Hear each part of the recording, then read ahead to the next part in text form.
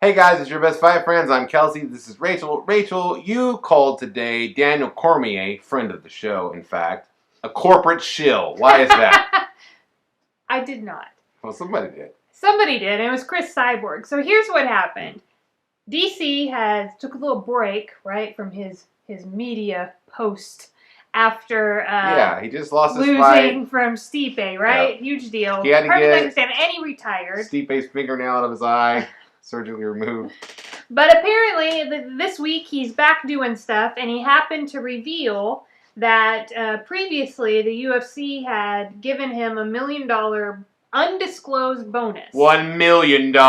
After he fought John Jones.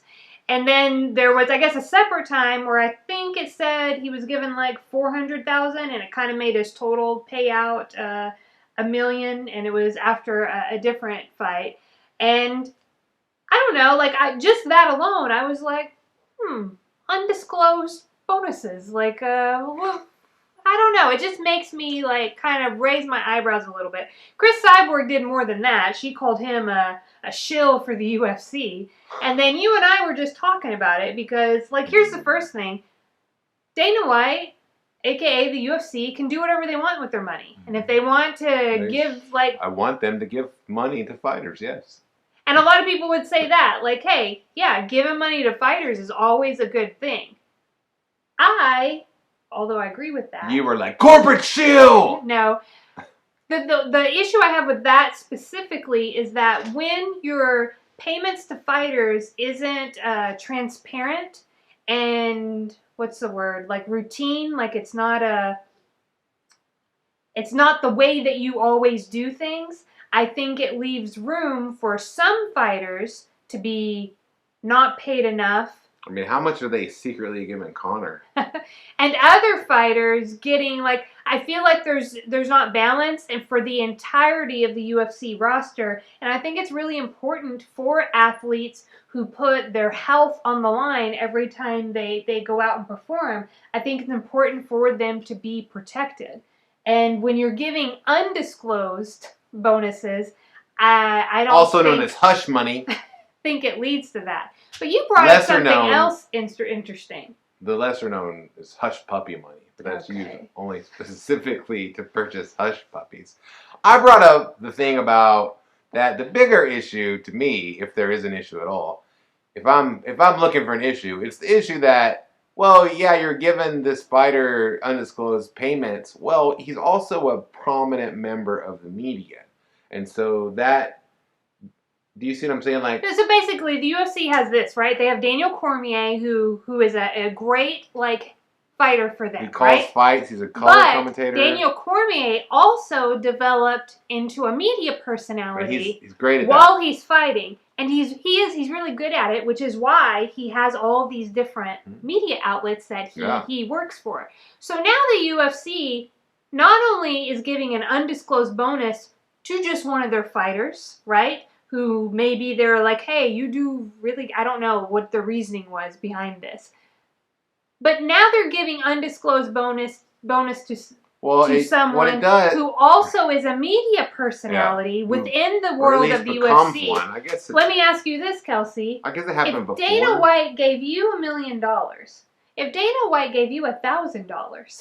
Well, let's keep it at $1 million. Either way, in the UFC world, like, when you went to report, would you feel more inclined to lead in a positive way anytime anything for the UFC came up? You know, honestly, I think the only way that we can get to the bottom of this is if Dana White should definitely give Kelsey McCarson from Heavy and Bleacher Report $1 million.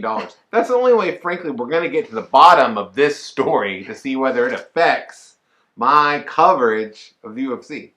So I don't know. I mean, I get, like, on a serious note, I get that people sometimes see, he even, like, makes jokes, Daniel Cormier, how he's the corporate champion or whatever. Like, he makes jokes about being the corporate guy as if he's in a pro wrestling world.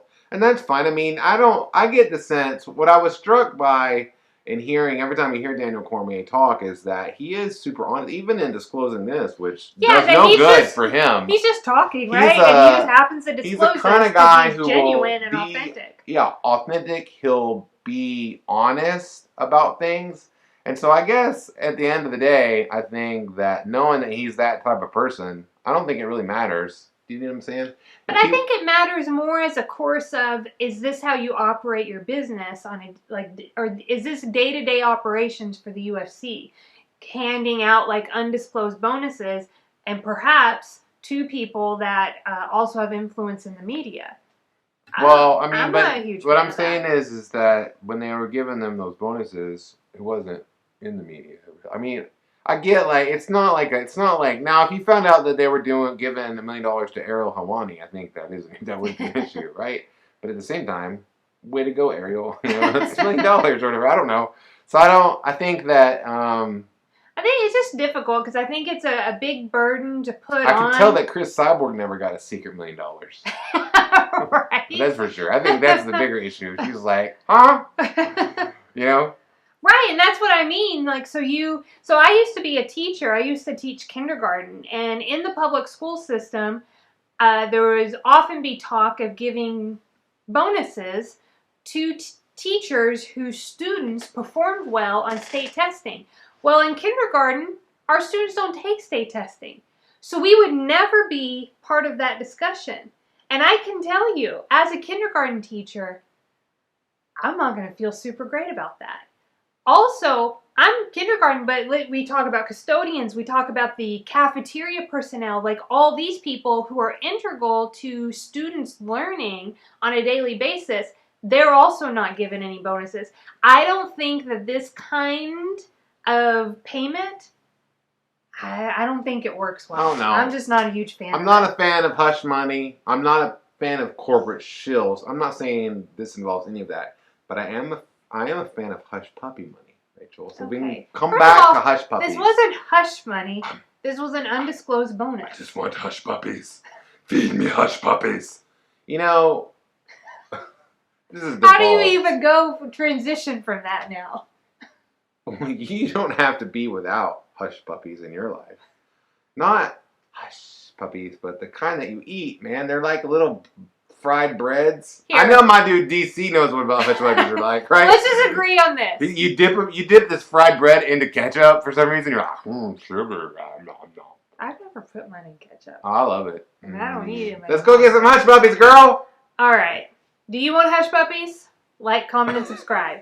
Do you not know what a hush puppy is? You need to comment so that we can turn you on to that. I basically just told you, But you hate hush puppies? We still like, comment, and subscribe, because where else are you getting hush puppy content? I know. #hushpuppies.